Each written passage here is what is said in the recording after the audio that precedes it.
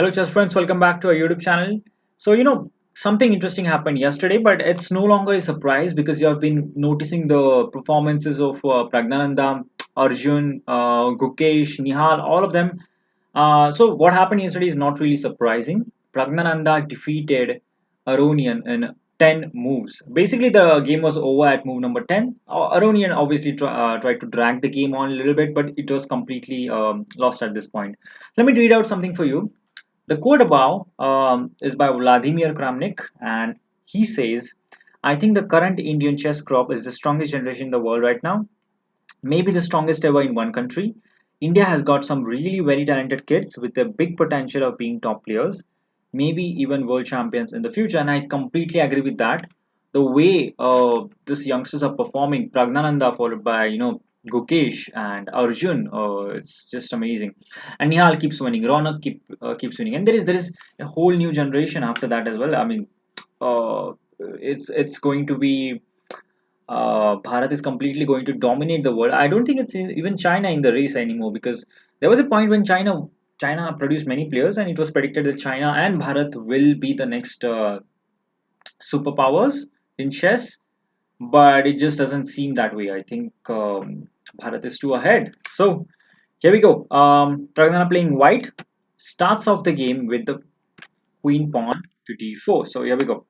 Pawn to king, pawn to queen 4, knight to f6, c4. So what are we gonna look at? King's gambit, a queen's gambit. Let's see. g6, knight c3. We have d5. We have the Grunfeld defense, right? So that's what Aronian goes for. It's a very solid approach. Knight to f3, bishop g7. So this is the three knights variation of the Grunfeld.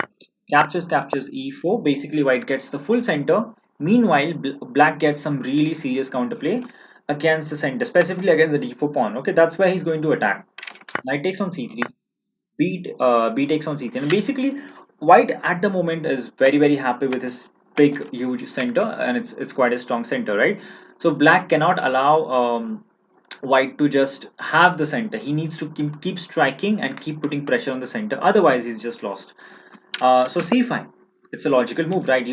White can't really capture because the bishop is kind of too strong on the diagonal. It will be a monster on the diagonal, and that's why. Well, there are a few moves over here. Bishop e3 is a move. Bishop c4, bishop b5 is a move. Rook b1 is a move. There are too many moves. It's a theoretically rich position, but this is where Pragnanandhaa gives the first surprise. He plays the move h3. This is played sometimes, but it's lesser known, and that's the thing. The entire point of openings nowadays is to out prepare your opponent and to take him something that he's not very comfortable with, and somewhere the territories which you know better than him. So Pragnanandhaa makes the first surprising move. Pardon me for that. Black castles. Now we have bishop e3 trying to hold on to the center. Queen e5 trying to put pressure on the c3 pawn. You can see there is some pressure on the d4 as well as c3, and black needs to do that because otherwise the two center is too powerful. And bishop to d2. Now queen d2 is definitely playable here. It also develops. It's very logical. Has been played many times. But bishop d2 is very interesting. And this is the alarming point. I mean, it's move number 10, and Aronian is just plays the move pawn to b6. Maybe he missed. Maybe he kind of mixed up his preparation. That's the only explanation that can be there because now the queen is in trouble. So what do I mean by that? A4 in this particular position is very strong, but even the move queen b3 is quite good. Bishop d7. Now a4. Basically, the queen is nearly trapped over here. And how do we get her out? There's one way to get her out, but that comes with the price of a pawn. So you have to go pawn to b5. Bishop takes, queen takes. You have to go back with the queen. If you capture, then that's just a lost position. This endgame is completely lost. I mean, it's so too good for white, right? Too much of pressure, huge center. The king doesn't even have to castle anymore. Maybe king e2 is also good. Maybe castles, I don't know. Everything looks very good for white over here, definitely. Let's go back.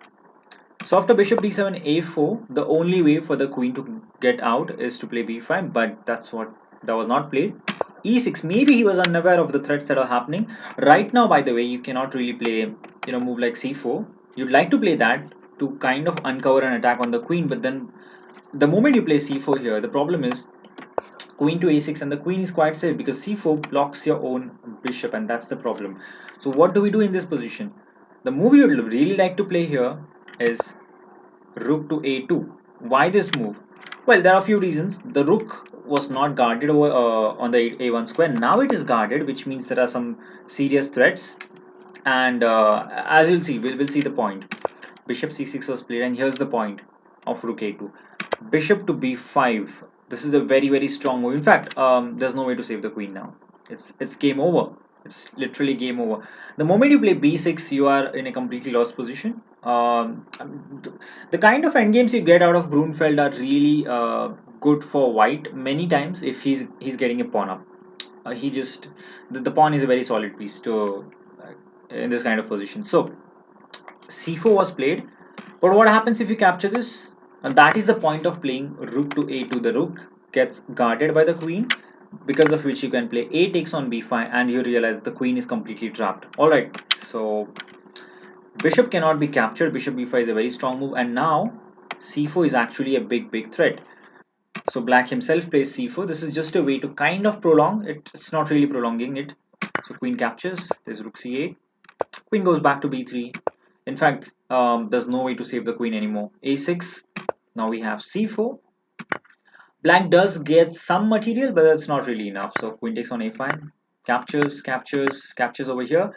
And white simply castles.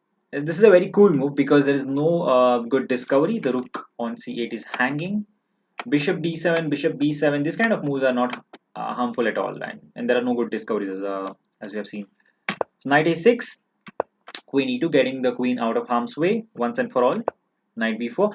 Now all white has to do in this position is just to kind of organize his pieces, uh, place them in harmony, and then just exchange, make some simple exchanges, and he's completely winning. Right? That's what. In fact, he has a majority on the in the center and the king side, so he's uh, quite easily winning. Rook a1, preparing to play rook to c1, supporting the rook. So here we go. Bishop e8 is played.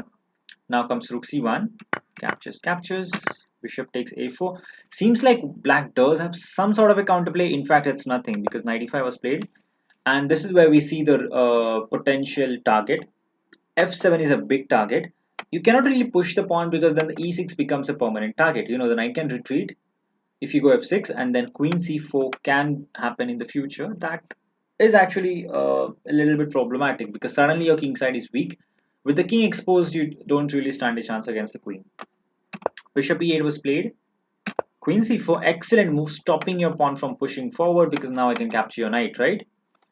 So here, h6 was played. Now comes queen to c7. This just completely blows him off. What's the point? Well, we're looking at the f7 square, which is a target, obviously. So bishop is tied up here. We are looking at the a5 pawn, another target, and we are preparing to go for queen b7, which is attacking the rook in the corner, the third target. So there are three targets. It's right now he's holding on with a thread, but it's going to soon finish off. Bishop f8, queen b7. The rook is attacked. That's it. Rook d8, rook c8. This is the cleanest way to kill, simplest way to finish the game. Captures. Bishop a4, queen c7, double attack, and again it's just terminal. For some reason, Aronian keeps playing, but there's no real point because bishop e8 is played, protecting f7. This drops. There's an exchange, and now d5. This is where finally Aronian accepted that it's over, and Praggnanandhaa wins. At the moment b6 was played, that was move number 10. Already, Praggnanandhaa was having a big winning advantage. In such kind of solid positions, you have a healthy pawn. It's enough to win, right?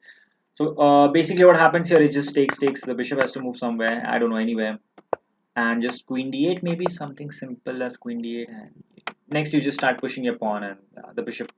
Basically, it's very elementary from here on. The queen and the pawn is too strong for the bishop pair, and the king, which is not really participating at all.